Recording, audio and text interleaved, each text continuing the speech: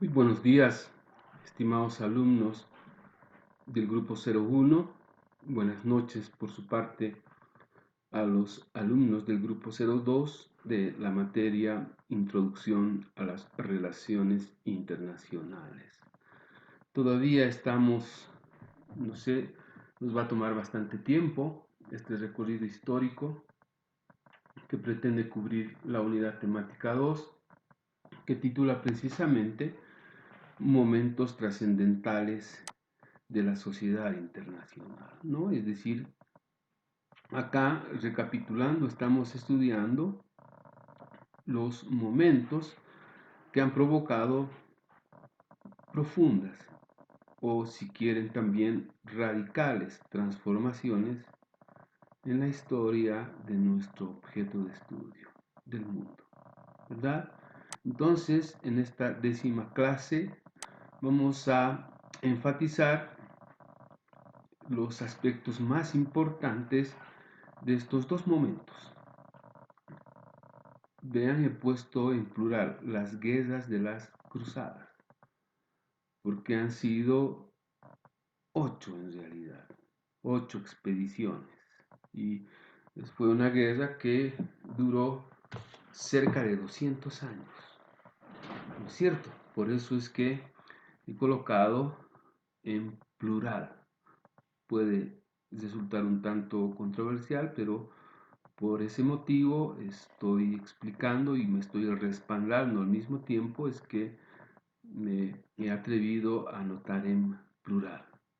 Y luego el otro momento importante, vamos a destacar los aspectos ciertamente más relevantes que producen cambios en esta historia, ¿no es cierto? Así como también los efectos que tienen estas guerras de las cruzadas en la historia del mundo actualmente, ¿verdad? Entonces, sobre esto va a redundar esta 10ª clase, enfatizando de que estos dos momentos trascendentales han sido objeto de exposición de parte de vuestros compañeros la anterior clase. De modo que siempre al inicio de la próxima clase, luego de las exposiciones, yo voy a hacer siempre un resumen de los aspectos más importantes. Vean, nunca me he perdido en detalles. Seguramente he visto las exposiciones, tienen un detalle exquisito que me agrada mucho. Y en ese sentido yo tomo los datos de las exposiciones, parto de ahí, pero me remito, voy a lo esencial, a lo que en verdad nos interesa conocer desde el punto de vista de momentos trascendentales los efectos que produce en el mundo estos momentos, ¿verdad? Esa es la idea de mi exposición luego de las presentaciones de vuestros trabajos, ¿no? Tiene que haber, si quieren, una suerte de complementación. El esfuerzo de ustedes tiene que necesariamente ser complementado con no diría aporte, sino más bien con todo aquello que yo considero importante enfatizar y subrayar de estos momentos trascendentales. Con esa explicación entonces, vayamos a ver las guerras de las cruzadas y voy a usar este esquema. 3 puntos básicamente, me voy a referir a los antecedentes, a los datos históricos y fíjense esta palabra, un poco chocante si quieren, ¿no? Fracturas. ¿Qué fracturas han provocado estas guerras en la historia del mundo? Y van a ver todos ustedes que esta fractura provocada en estas guerras está hoy presente, o incluso siempre ha estado presente, ¿verdad? Este es el esquema entonces que voy a usar para enfatizar los aspectos más importantes de este momento trascendental en la historia de nuestro objeto de estudio, es decir, en la historia de la sociedad internacional. Veamos los antecedentes. Dicho sea de paso, estos antecedentes los he colocado de la exposición de vuestra compañera. Quiero ser siempre bastante meticuloso en eso. Todos los datos que eventualmente voy a usar y que no son míos, pues necesariamente debo referirme, ¿no? De dónde he obtenido esta información. Esta información está muy bien sistematizada en la presentación de vuestra compañera, ¿no? Ella notaba así: las cruzadas fueron una serie de guerras, ahí se justifica, ¿verdad?, ese sentido plural que he usado de las guerras, ¿no? Impulsadas por la Iglesia Romana Católica durante la Edad Media. Entonces, quiero que vean lo fundamental de este dato. ¿Por quién ha sido impulsada esas guerras? Que, como les he dicho, duran cerca de 200 años, 170 para ser más precisos, pero creo importante utilizar cerca de 200 años para tomar en cuenta la magnitud, ¿no? Entonces, fíjense, es una guerra impulsada por la Iglesia Católica Romana durante la Edad Media. Vean lo controversial del tema. Una guerra impulsada por la Iglesia. Algo, quizás en este momento, absolutamente inconcebible, ¿no es cierto? La Iglesia Católica impulsando la guerra, ¿verdad? Pero este es el antecedente, creo, más importante que quiero precisamente destacar, ¿no? ¿Y cuál era el objetivo? Según ellos, recuperar la cristiandad en el cercano oriente como Tierra Santa, el cual se encontraba bajo el dominio del Islam, ¿no? Entonces, acá, ¿qué hay de por medio?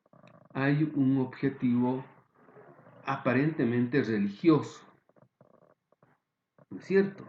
Entonces, si el objetivo es religioso, de entrada, lo que tenemos en estas guerras es un enfrentamiento entre dos religiones, ¿no es cierto?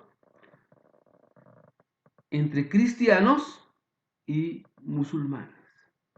Aquí se da origen a esta rivalidad todavía hoy presente en el mundo de manera significativa, ¿no es cierto? Ahora bien, normalmente este objetivo religioso de recuperar las tierras, recuperar Tierra Santa para los cristianos que se encontraban bajo el dominio del Islam, como vamos a observar, es solo un pretexto. Lo que pretendía la Iglesia Católica más bien era aumentar los espacios, el territorio de su influencia, ¿verdad? Encontrar ciertamente nuevas fuentes de riqueza y de acumulación. Entonces, había detrás de este objetivo religioso una ambición. Y ahí he señalado con precisión, creo, esos objetivos materiales, más allá de la religión. Conquista, dominio de nuevas tierras, de nuevas riquezas, control de nuevas riquezas, nuevos territorios. ¿Quién estuvo detrás de esto? Vean, la Iglesia Católica Romana, ¿verdad? Y estos datos son simplemente de referencia, ¿no? El uniforme que llevaban ellos estaba concebido en el pecho una cruz, ¿no? De ahí viene ese nombre, ¿no? Las cruzadas, y los que combatían eran conocidos como cruzados, ¿no es cierto? Y vean este otro pretexto: fue emprendido con el fin de liberar los lugares santos de la dominación musulmana. Sin embargo, este antecedente me permite reafirmar, ¿no?, el carácter de la guerra en apariencia, ¿no? Cristianos versus musulmanes, ¿no? Se inició en el 1095 con el emperador Bizantino Alejo I, ¿verdad? Y vean esto, las cruzadas corresponden, debería decir, a una concepción política que se dio solo en la cristiandad desde el siglo XI hasta el siglo XV. Yo he hablado de cerca de 200 años, pero vean, aquí el conflicto nos coloca en este horizonte de 4 siglos. ¿Ya? Ahora, no quiero que olviden lo más importante que he señalado anteriormente. ¿Ya? Voy a referirme ahora a los datos históricos. También esta información la he obtenido de la exposición de vuestra compañera, ¿no? Entonces, fíjense, hablamos de 8 expediciones, de 8 guerras. Y si ustedes sacan la diferencia entre 1270, 1096, ¿no es cierto? Son casi 200 años de conflicto, de guerras, ¿no? ¿Y qué querían? Fíjense, esta es Roma. Acá está la Iglesia Católica, la sede de la Iglesia Católica. Entonces, lo que pretendían, básicamente, la Iglesia organizando ejércitos, era ocupar estos territorios en Medio Oriente, que al margen de estas conquistas, si quieren, de espacios, de territorio, pretendían también cubrir y además apoderarse de un lugar absolutamente estratégico dentro del mar y el control, perdón, del mar Mediterráneo, ¿verdad? Entonces, vean, son 8 expediciones, son guerras largas, ¿no? Y obviamente ahí se puede, de algún modo, observar y también advertir, ¿no?, el poder económico y el poder militar también de la Iglesia Católica Romana. Cuando me había referido a la Edad Media, decíamos, ¿no?, que en la Edad Media, en la Alta Edad Media, había una suerte de cogobierno entre Iglesia y monarquía, ¿no? La Iglesia ejerciendo el poder político.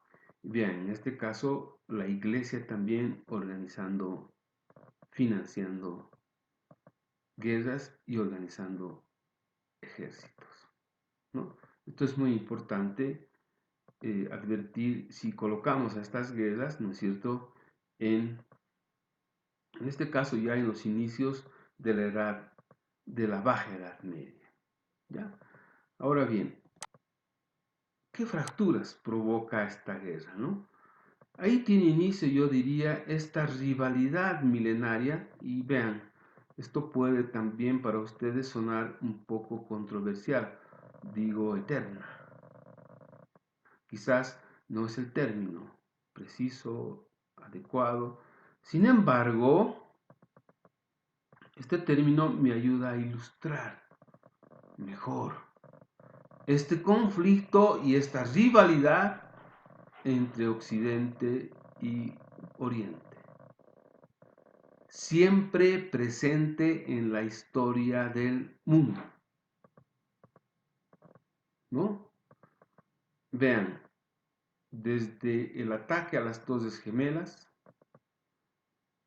desde la organización de grupos terroristas como estos últimos, ISIS, por ejemplo, ¿no es cierto? Todas estas acciones tienen que ver necesariamente en esta rivalidad que se inicia en las guerras de las cruzadas. Y digo eterna porque dudo que algún día este mundo dividido entre cristianos y musulmanes, ¿no?, pueda en determinado momento encontrar siquiera algunas convergencias, algunos intereses comunes. Esta rivalidad entre Oriente y Occidente, que tiene origen, repito, en las guerras de las cruzadas, vigente hasta hoy la rivalidad, ¿no es cierto?, para mí es inacabable. Es más, alguien ya decía, ya sostenía, y un famoso politólogo, Samuel Huntington, que nos mencionaba, ¿no?, que las próximas guerras en el mundo ya no serán guerras por recursos o guerras por ideología, serán básicamente guerras de origen religioso, ¿verdad? Y esta guerra creo que entre Occidente y Oriente, entre cristianos y musulmanes, ¿no?, para mí, por eso digo eterna, no tiene fin. Una vez que el mundo, en términos de la pandemia, alcance ciertos niveles de equilibrio y estabilización, van a ver todos ustedes cómo va a rebrotar, ¿no?, esta rivalidad, ¿no? Esta rivalidad entre cristianos y musulmanes. Dicho sea de paso, en términos de población, de los cerca de 7.500 millones de habitantes que tiene el planeta hoy, ¿no?, más de 4.000 millones abrazan la religión musulmana en sus distintas y diferentes concepciones, ¿no?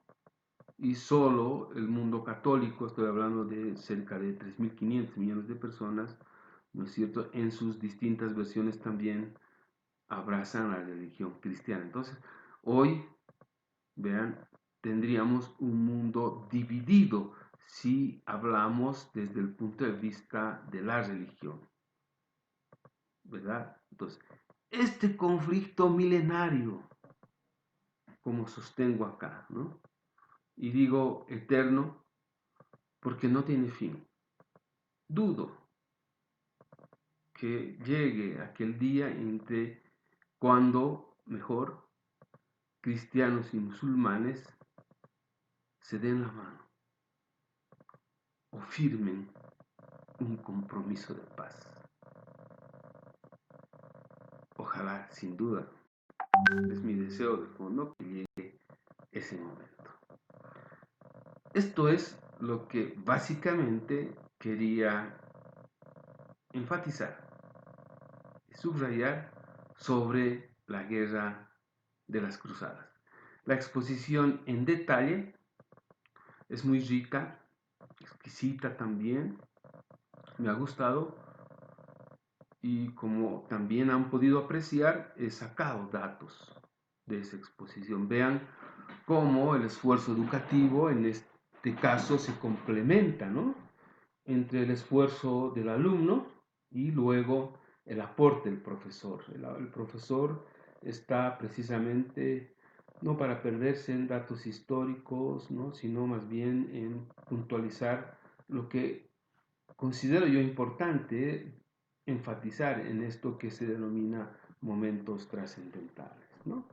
Entonces, con esto cierro la guerra de las cruzadas y voy a exponer ahora la Baja Edad Media.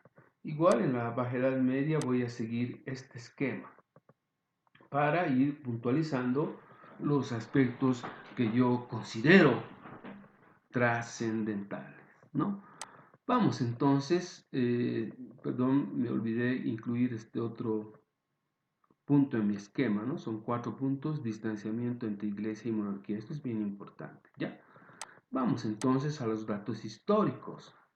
La Baja Edad Media, ¿no es cierto?, tiene inicio en el siglo XI y se prolonga hasta el siglo XV. Ya, vean, Aunque muchos, hay cierta controversia acá, dicen que es recién en el siglo XII y en el siglo XIII que tiene más bien que tendría vigencia, ¿no? Que no fue muy significativo estos cambios en el siglo XI, también el XII, pero sí con mayor expresión en el siglo XIII. Pero veamos los aspectos más esenciales, ¿no? Veamos entonces a lo que sucede en esos siglos. Bien, vivíamos en plena Edad Media. En la Edad Media, la característica de la organización de la sociedad se resume en dos palabras, ¿no? Sistema feudal. En el sistema feudal, el poder radica en la posesión de tierra, ¿cierto? Y vean, el poder económico en manos de la monarquía también, porque ellos son los dueños de extensas zonas, territorios también. La actividad es la agricultura y todo el excedente económico, ¿no es cierto?, que se genera a través de distintos sistemas de explotación, el trabajo del campesino, del plebeyo, todo tiene que estar dirigido a las arcas de la monarquía, ¿no es cierto? Entonces, ahí en la Edad Media tenemos dos aspectos importantes, ¿no? En términos de poder político y poder económico. El poder político, monarquía absoluta, ¿no?, en manos del rey, en algunos casos, en otros de la aristocracia, ¿verdad? Y el poder económico también, tomando en cuenta que la principal actividad es la agricultura. Pero vean, en los inicios ya de la Baja Edad Media, siglo XI, siglo XII, va creciendo el comercio, ¿no?, de ciertos principados alejados, conectados. Contribuye a esto las expediciones que se hacen por mar para descubrir otras zonas, ¿no? Entre ellas la expedición más importante que luego se traducirá en el descubrimiento de América. ¿Qué genera eso? Un aumento del comercio y al mismo tiempo también todas esas familias que se dedicaban al comercio comienzan a ubicarse alrededor de esos principados, ¿no?, de esos reinados, y entre uno y otro principado o reinado, pues ellos se dedicaban a la actividad comercial, que estaba teniendo, esto es muy importante resaltar, más réditos desde el punto de vista económico que la explotación de la tierra o de la economía basada en la agricultura. Entonces, estos individuos que se ubicaban alrededor de esos principados, en principio logran formar ciudades que tendrán el denominativo de burgos, ¿no? De ahí cuando el poder económico en manos de ellos superior, mayor, por ejemplo, al poder económico de la monarquía, como ya les he mencionado, los rendimientos económicos del comercio en determinado momento superan de manera considerable a los rendimientos económicos de la actividad en la agricultura, ¿no? Entonces son ellos los que se rebelan luego contra el sistema feudal y contra ese poder absoluto vertical de la monarquía. Porque de pronto, vean, el crecimiento del comercio les va a generar también a ellos, antes, este crecimiento del comercio, y debo señalarlo así, ¿no?, un crecimiento exponencial. estos comerciantes, ubicados en principio en esos burgos, van acumulando enormes fortunas y riquezas producto de esta actividad comercial, ¿verdad? Entonces, el rendimiento de esta actividad económica del comercio en determinado momento sobrepasa superabundantemente la acumulación y el rendimiento de la economía en el área de la agricultura. Entonces, ¿qué sucede? Que estos comerciantes, estos burgos, comienzan a tener y a contar más poder económico que la monarquía. ¿No es cierto? Eso es importante destacar en la Baja Edad Media. Más adelante, por si acaso, estos burgos o los burgueses, como llamarán después, propiciarán luego el derrumbe de la monarquía absoluta en la Revolución Francesa. ¿De acuerdo? Y esto también considero importante destacar, ¿no? Durante la Alta Edad Media, la Iglesia, en ese poder dual entre Iglesia y monarquía, la Iglesia ejercía una fuerte influencia sobre la monarquía en esa relación dual, ¿no es cierto? O sea, en ese ejercicio del poder dual entre Iglesia y monarquía durante la Alta Edad Media, la Iglesia tenía primacía, ¿no?, sobre la monarquía. Es más, solo tomemos como ejemplo la guerra de las cruzadas, ¿no? Son ellos los que, es decir, la Iglesia, los que deciden, más allá incluso de las voluntades del rey y la monarquía. Ahora, algo que me parece importante destacar en la Baja Edad Media es que se produce este distanciamiento, es decir, la monarquía se va alejando poco a poco de la Iglesia.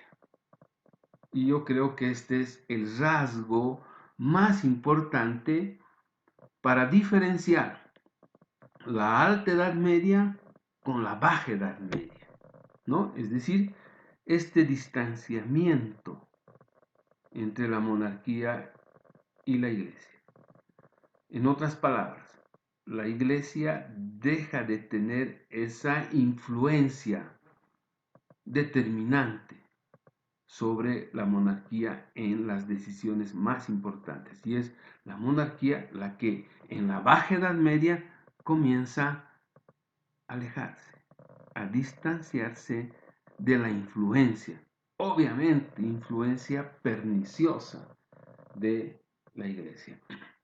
Entonces, distinguidos alumnos, yo creo que esas son las características más importantes que pretendo que todos ustedes puedan considerar, y además que se quede también en vuestra inteligencia de este recorrido histórico, ¿verdad? Que con mucho esfuerzo, y además debo precisarlo, en términos muy generales estamos haciendo sobre la historia de este nuestro objeto de estudio, ¿no es cierto? Entonces hoy hemos cubierto, por un lado, la Edad Media, ¿verdad?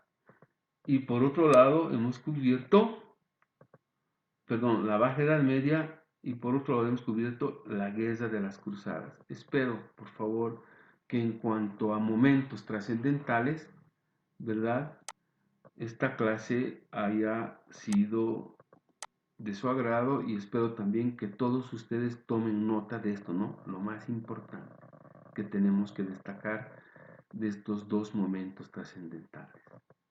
En eso ha consistido esta 10ª clase, que va a estar completada con 2 exposiciones. más en el día de hoy, 8 de junio. Nos van a exponer otros dos momentos importantes: el descubrimiento de América en 1479 y también esta fase que es maravillosa, esencial en este estudio, el Renacimiento. Espero entonces que haya sido de vuestro agrado. En todas las clases siempre voy a dedicar, vean, cerca de 30 minutos para destacar lo más importante de las exposiciones anteriores. Hasta la próxima clase, entonces, estimados alumnos.